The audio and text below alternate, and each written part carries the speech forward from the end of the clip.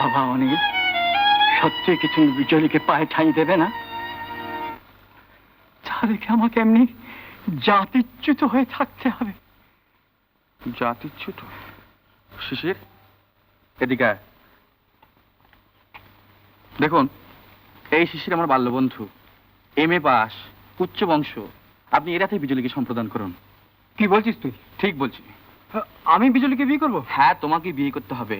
একদিন যত্ন করে যার ছবি তুলে নিয়ে গেছিলে তাকে তোমায় গ্রহণ করতে হবে। তাহলে আমাদের বাকি অনুষ্ঠানটা আপনি শেষ করে ফেলুন। তারপরের পরের লগ্নে আপনি বিজলীকে এর হাতে সম্প্রদান করবেন। তাই হবে বাবা। আসুন।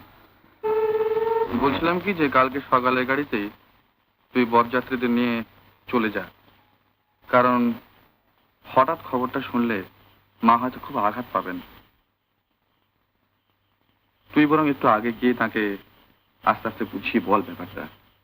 ভাবছি কি করতে এসে কি হয়ে গেল। যা হয়ে গেল তা নিয়ে ভেবেতে কোনো লাভ নেই। যা করতে হবে তার জন্য তৈরি হতে হবে।